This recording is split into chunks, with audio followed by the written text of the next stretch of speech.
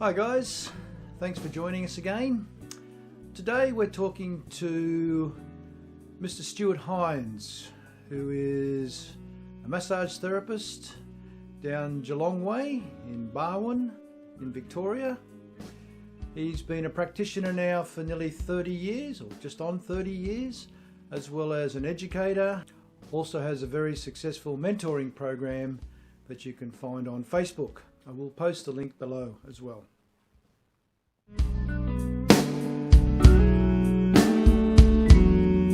Yeah. Okay, so Stu Hinds, thank you for agreeing to have a chat with me today. You are a man. You are a man of many talents, and you've been in this game for a long, long time. How old were you when you actually first started studying soft tissue therapy? Yeah, wow. So I actually did a fitting and turning apprenticeship before I went down this road. So that was at Ford's, and I saw my time out there, and then I left Ford's. I went to WA for a little while, worked in the mines back in the day, but it wasn't fly. I needed to fly out, scenario back in those days. You basically lobbed in the mine, and then hopefully you got a job or you didn't, sort of thing. Anyway, spent a bit of time in the Pilbara, came back to Geelong. That's when the recession hit, which was the recession that we had to have. Yep. And I was pretty sick of fitting and turning by that stage. It really wasn't in my heart, and I really wanted to do something different. So pretty much 1990, I think it all started for me in that respect. Yeah. Okay. And ever since then, you've gone from strength to strength. You've been involved with the Australian Olympic squads for what, since 2000 consecutively, as well as many other national and international teams. And I also see that you have been lecturing and educating since probably about the early 2000s?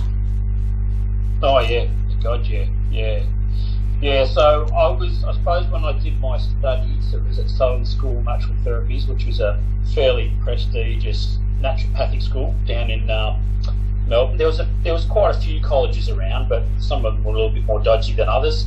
RMIT were offering, then it was a certificate of applied science in remedial massage, until they changed over. Brian Tritt decided, no, I'm going to call it myotherapy, and that whole thing exploded. And then I did my first certificate. Then I had a year off and just worked at a health resort, just doing 1 hour of sort of relaxation therapeutic massages for basically a year. So it was like 4 days a week, which gave me pretty good bodywork skills by that stage. And then I went back and did the rest of the study after that, which was, I reckon that was probably, I had such an advantage over others that were trying to do it all in one go. And I honestly believe if we could run, the undergraduate, diploma, I would suggest they do a first year, then they go out and work, and then come back and do the rest of their sort of remedial / myotherapy studies after that, because it really gives you a great understanding, gives your bodywork skills up and going, and it also gives you the process to slowly build into it. I actually also worked part-time as a builder's labourer while I was building my clientele. So I was working at a physio clinic for sort of 2 days a week, and then I was also working at a chiropractor's. I think that was 1 day, and then the rest I was sort of building labouring, and I did that, over about 2 years, as I slowly built up, and then obviously got more and more busy, and then off it went from there. So yeah, and then obviously got involved in sports, and off you went. Was there any specific incident or any specific light bulb moment that you said, no, I'm going to go down this path? Well, when I got introduced to massage because I was cycling at the time, Right. And I'd had a knee injury, and I was still able to cycle, but it was giving me heaps of grief. It happened to be an ITB issue when I look back at it now. But I'd seen a physio, and I was going nowhere and not getting anything with them. They weren't really doing much hands-on work, and then I just in about 2 treatments, he had me sorted, and I basically fell in love with it. And I just went, wow, that was amazing. And then I sort of just asked him, how he got into it, and blah, blah, blah, and all that sort of stuff. And yeah, that was a light bulb moment there for me. So I always sort of knew that I was going to probably go down the sports road, just because of, I've always been quite sporty, and it just appealed to me. I did, however, get really, really interested in manual length drainage at the very start when I was in my first year. Astrid Dietrichs was the lady that was teaching us, and she's sort of like the godmother of manual length drainage, and she had her own clinic, and she was German. She was literally a German physio, and that's all they used to do over there in the clinic. So I got quite excited about that, but then, sports just brought me back. I suppose I just like working with active people. And I really love the fact of, using your mind to work out what's going on with them, and then treating them as opposed to, just the general relaxation therapeutic type of stuff. I'm not poo-poo that. I mean, whatever floats your boat. Oh, absolutely. But and for me, it's always appealed to me in that respect. And obviously working with athletes, no matter if they're amateur or professional, it's always good fun. Challenge. Yes, and it's always rewarding to be able to see them from go to woe, if you like, or woe to go. When they actually have the injury, they come in and you can have that discussion as to how, what, where, when and why. And with a lot of them, particularly the semi-professional and professional athletes, they can tell you exactly what happened and when it happened, and gives you a much clearer path to investigate, I guess. Yeah, and I couldn't agree with you more, Laurie. And I think also the other thing is depending on the sports as well. Some sports are a lot more switched on than others. Yep. And the athletes know their bodies better than others. I do a little bit with track and field, and I'd say that most of those track and field athletes are pretty switched on with their bodies. They know, the good indication if their knee's playing up, that it might be related to their hip, or they can tell you what stage of the run, and what they've been doing, and what their load is, and where they are in their training. And I suppose just working with individual athletes, they're a lot more focused, and they have a lot more knowledge about their bodies. Yep. Especially anatomically and so forth. So if their knee's playing up, then they probably realise it's their hip, or they know at what stage of the race they're having issues with, or wherever they're involved in their training loads. And whereas team athletes, probably not as focused in that way. But having said that, I sort of highlighted that the hockey athletes were pretty awesome to work with. They have a really good grasp of their own bodies, and knew what they needed, and what works and what doesn't work. So yeah, absolutely. I spent a week a long time ago working with Circus Oz, and that was that was a very interesting week when you're talking with people that work inverted and trying to do assessments, and all of a sudden you find out, oh no, I've got to do this upside down to find out what's actually going on with them. That was a real steep learning curve working with those guys, and as you say, they are extremely switched on with their bodies. Yes, so definitely. Well, they're completely different athletes. They're probably hypermobile athletes. So you basically you got to have a whole new different paradigm when you're working with them. Yeah, absolutely. So, what took you down the path of education, as opposed to just working in the clinic, working with athletes and sporting teams? You sort of seem to do a two-pronged approach to the business model, if you like. Yeah, I remember I was working at the physio clinic down the road here, and I'd been working for a while, and I was obviously quite busy, and for whatever reasons I had a local student massage therapist approach me to do some observations. And I was like, oh, okay, yeah, sure, I don't have a problem. I'll just check it with my clients and the physios, and yeah, they were all pretty cool with it. Anyway, she came in. She was an older lady, actually. She was obviously a lot older than I was. And anyway, she came in, and I just basically go through what I was doing and, explain, why I was using this technique and what we were trying to achieve here and what we're trying to do and so forth. And she came in 2 days a week for about 3 or 4 weeks.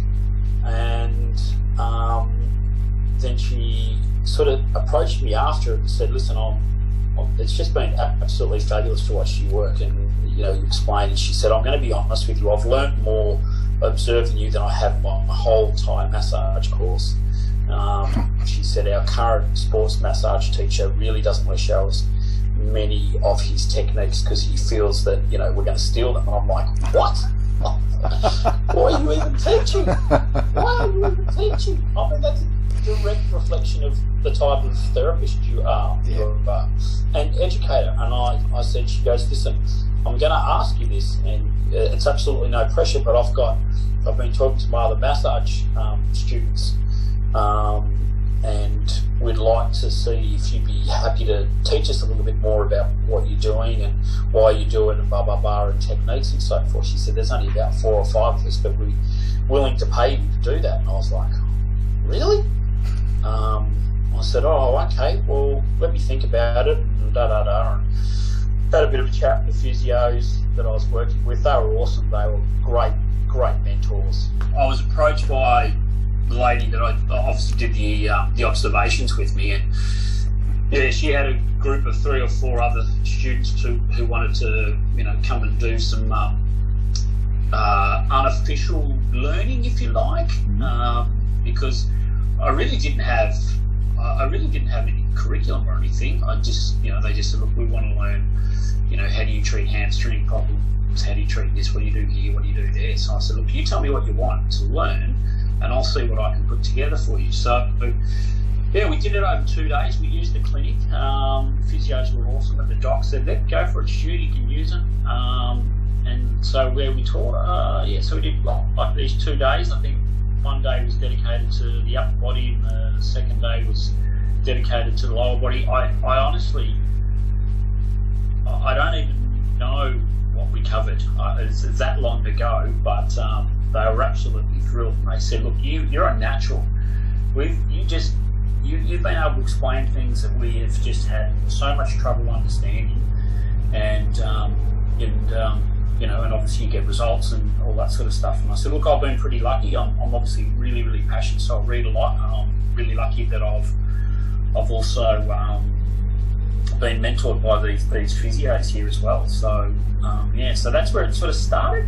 Then I started doing some work with cycling teams, and I was doing a bit of travelling and all that sort of stuff. And then I forget who it was, but I think it was the Western Melbourne Institute of TAFE.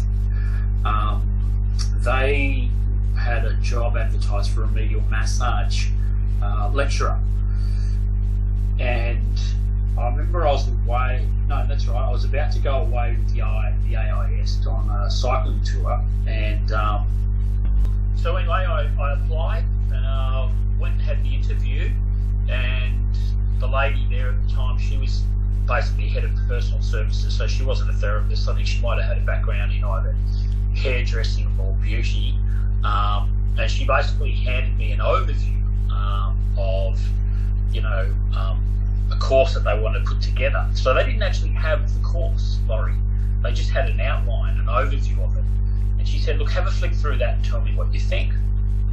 So I had a flick through it, and I thought, oh, okay. I said, well, who put this together? And she's like, oh, we got it off someone else who, sort of put it together, so we just want to get a bit of an understanding. Do you think you'd be able to, teach this curriculum? I said, oh, I'm going to be honest with you, it's pretty useless. I took it upon myself to educate her and say, well, remedial massage is not the same as relaxation therapeutic. And a big part of that is assessment, and you've got no assessment in there. That's why I've asked you who put this together, because do they actually know anything about massage? It looks like they've just cut and pasted it from somewhere. And she goes, oh, really? And I said, yeah, well, you need this, and you need this, and you need this, and all that sort of stuff. And she's like, oh, okay. And I pretty much walked out of that interview thinking, well, I've just completely stuffed that.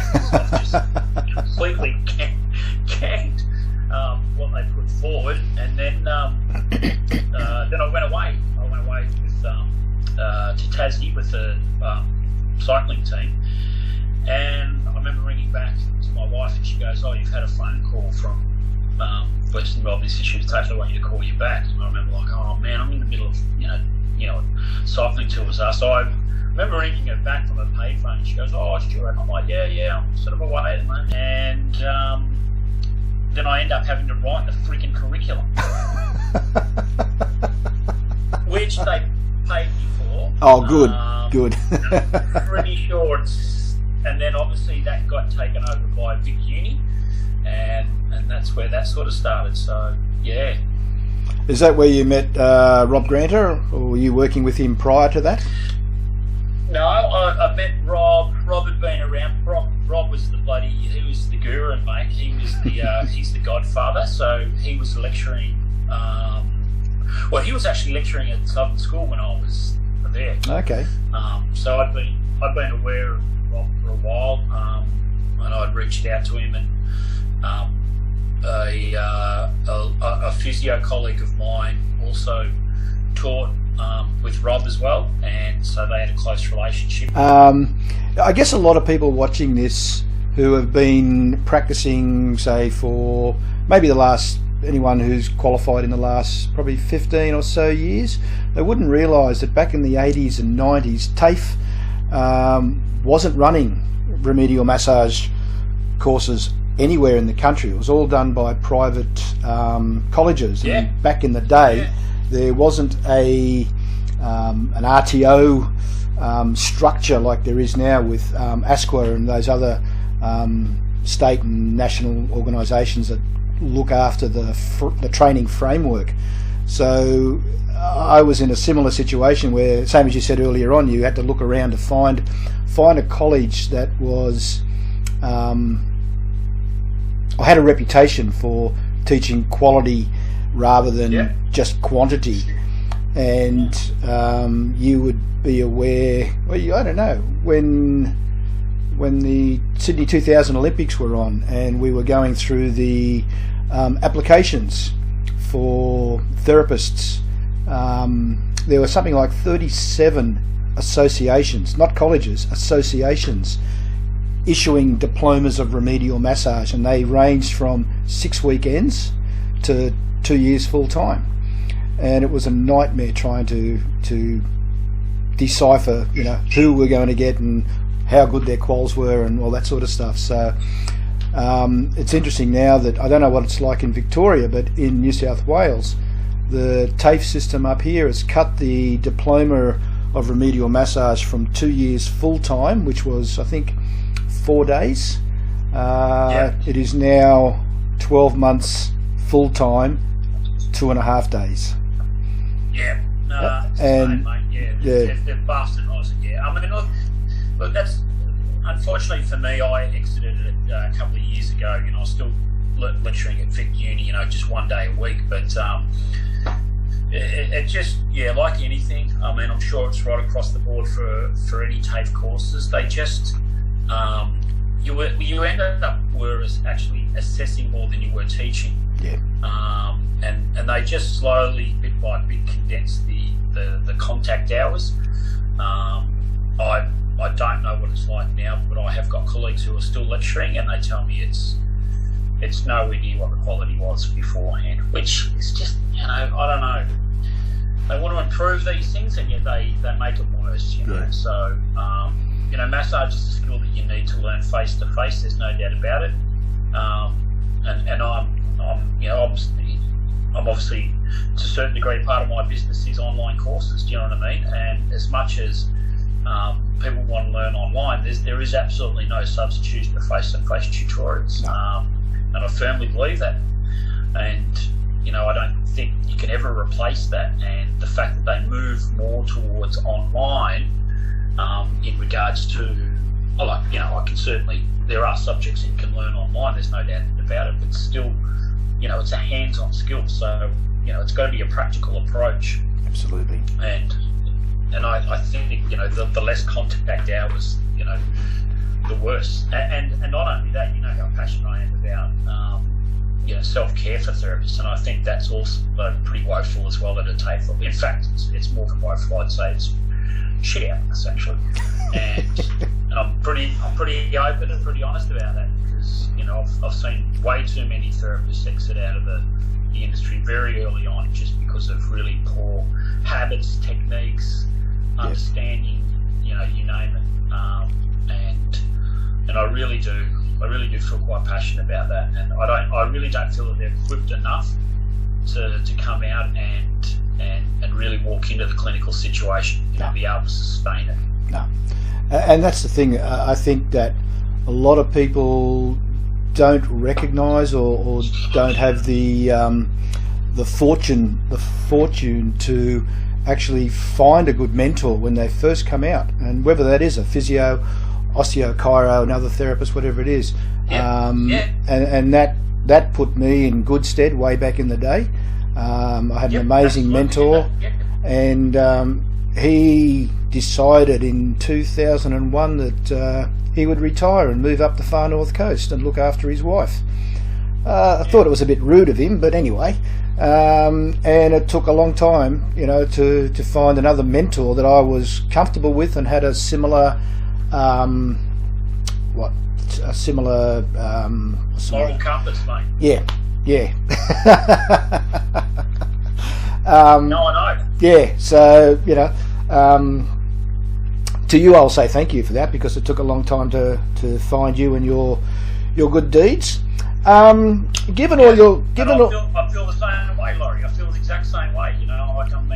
The one thing about being a mentor, and I was going to do a webinar about it next week, but and that's why I created the membership that I did. And it's people go, oh, what is it? It's a mentoring membership. That's what it is, because it's about tipping your bucket into others. I don't have all the answers. I'm not, I've got a lot of experience, yes, but I don't know everything, and I don't have all the answers. But what I do have is the benefit of experience, and I'm happy to tip that bucket of experience into others, and that helps, because that's what happened to me, and that made the difference for me.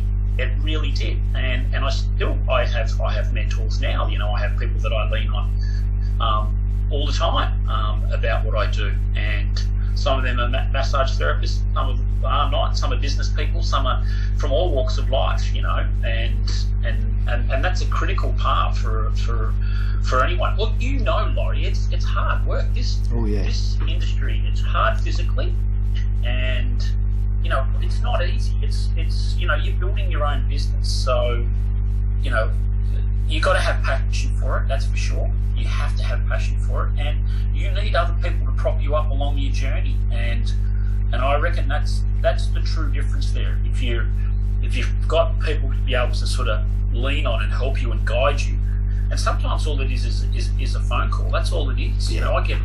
I'll have, I'm overwhelmed and I'm not sure which direction I want to go or how I'm going to do this. And, it's a phone call. And then at the end of it, they're going, yeah, that was so easy. And it was just the fact that sometimes all they just needed to do was verbalise it. And then I give them the benefit of, my guidance, my experience, and say, well, maybe you need to talk to this person, or maybe how about have you thought about it this way? Or,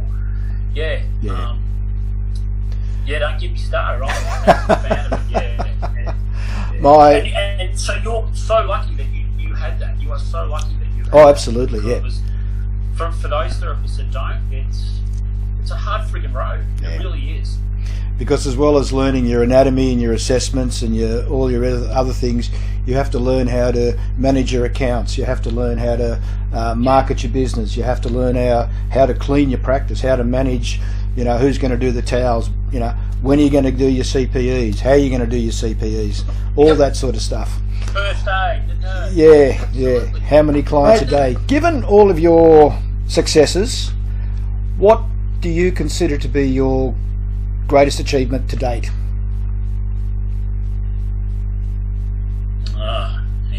Righto. Well, obviously with family.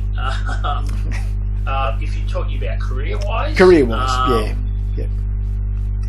I've had a few. I mean, obviously, going to the Olympics and so forth you've got to put that up there because they're pretty surreal experiences. There's no doubt about that. Probably presenting at the Australian Sports Medicine Conference was a big one in Canberra, 2003. I literally was shitting myself. I put that up, and look, probably running a clinic for, what is it now? God, long time, and it's successful. It runs. It doesn't drain me. I love it from that point of view. AAMT gave me a lifetime membership award a couple of years ago. That was pretty cool. But to be honest, mate, it's probably more so the online platform at the moment. That's the thing that really I'm quite passionate about at the moment, and that's what I mean. As much as I love clinic work, I mean, I love the online platform as well. I'd always been passionate about mentoring, and I remember presenting it at our national conference once, many years ago in Canberra, because there was none of it. And I remember being away at the Athens Olympics saying, surely there's some sort of platform or something. And obviously this is well before the online world. So this was a dream of mine for a long time. And I'd have to say, at the moment, this is probably my baby at the moment. This is what I'm most proud of at the moment. And I feel it's just going to get bigger and better from that point of view. It comes across in your presentation as well, your enthusiasm and your love for what you're doing. Thanks, mate. Well, yeah, I know I'm genuine about it. I remember sitting down with some other educators, and I won't mention who they are, but you may know who they were, and they were thinking about coming together because they were on a similar platform of wanting to do sort of coaching and stuff, but they were trying to look at it from a monetary point of view, and I said, I don't think we're on the same radar here. I don't think we're on the same mold carpets. Like I said, I'm not building this to make money. Like, if I wanted to build this to make money, I'd do it a completely different way. I want this to be affordable for every therapist, and affordable from the point of view that they can sustain it, and it'll be a value add for them. And it was more about, as much as we've got all the video stuff on there, it's really about the interaction. Yeah. Laurie, that's the bomb. That's the key right there. It's the interaction that we have as a community, and as I'm even reluctant to say members, because I don't know. I feel like it's more of a community, a mentoring community, and it's not about money. It's not. I mean, I need money for it to tick over, but it's not about the money, if you know what I mean. Yeah. The thing that I've noticed, particularly over the last month, is the way that the members of the community interact on the platform. Positiveness. There's no, you should do this, you should do that. It just seems that everybody is there for, or with the same goals in mind, the same reasons, that they feel as though they can say what they're thinking without fear of malice or getting jumped upon, which I find very what's the word I'm looking for? Refreshing. Yes, very refreshing, given that Darren on Facebook knows about the 5G COVID virus conspiracy theory, etc., etc., etc. You got to love Darren on Facebook, or Marge on Facebook, whoever it might be. And the sharing of information that people are putting up there to help other members get through this current situation. And that was the same before, when people were asking questions about this particular pathology, that particular joint, whatever it might be. Rather than on other platforms where I see, you should have covered this you should know this shit, blah, blah, blah, blah, blah. If you don't know this, how come you're practicing? It's all very positive, which is, very refreshing. It's great. Oh, mate. I can't begin to tell you how happy and how much joy that fills my heart. Yeah, I've seen, and as you have seen on some of the other social media groups, it's pretty terrible, actually. And I don't know why. I don't know how. We've just created that flavour in there, and I'm so thankful for it. I really am. We've got a social media guy who does our social media stuff in Orange, here Ian, and he's a ripper of a bloke, and he said, you just have awesome people in your group. Like, they care about each other. What? I've never seen that on other platforms. And that's what really resonates. Respect each other and our decisions. That, I think, comes from the top. Well, your passion, your respect, your whole demeanour, I think, has permeated through, and people who are not, what do they say? The water finds its own level. You're not going. People who are have that negative approach to a lot of things. They're not going to last. They're not going to hang around because they're not going to get a foot in the door to start ranting and raving, which is what I enjoy about the platform personally. Yeah. No, I know, and that is my biggest fear, Laurie, is that we do or we will potentially have conflict in there, and I don't want that. It's not about that, and it's not about judging. Everyone's on a different journey at a different time. You and I have, a lot of experience, and I feel privileged in the fact that we can share that experience. I still learn so much stuff off that platform as well. It's, we've got some really smart, amazing people, and regardless of where they are on their journey, they come from other backgrounds and other understanding. Yep. So, and I think that's the beauty of it right there. And we're going to need it. Yeah, well, thanks for that, Laurie, because I like to think that I set an example, I hope, You do. Yeah. Mate, one last question. One last. Yeah, what's that? One last question, because we keep dropping out. This is going to be an editing nightmare. Hey, okay, so yeah, thanks. I got time on my hands. It's all right.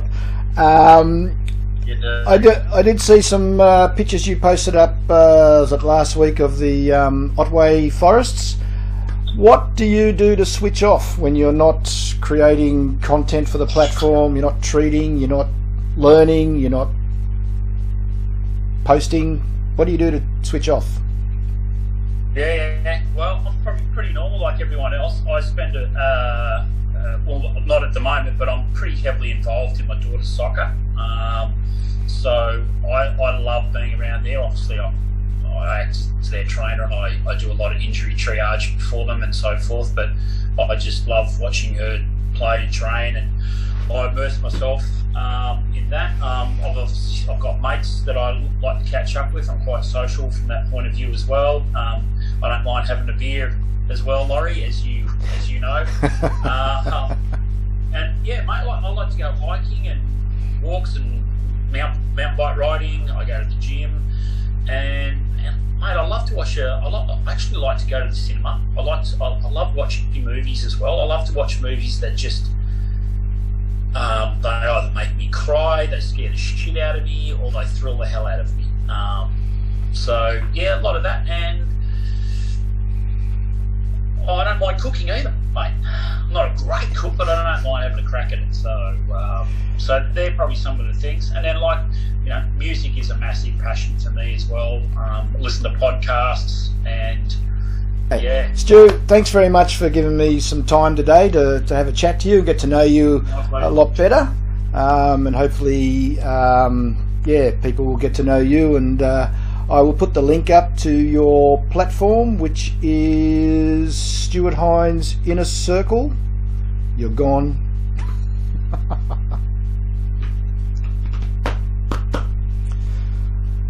Great, that'll be awesome. Okie dokie. All right, Stu, thanks very much for talking, Rightio, so thank you very much for chatting to us, Stu, and stay safe, stay well, and we'll see you all on the other side of COVID-19. Cheers, guys.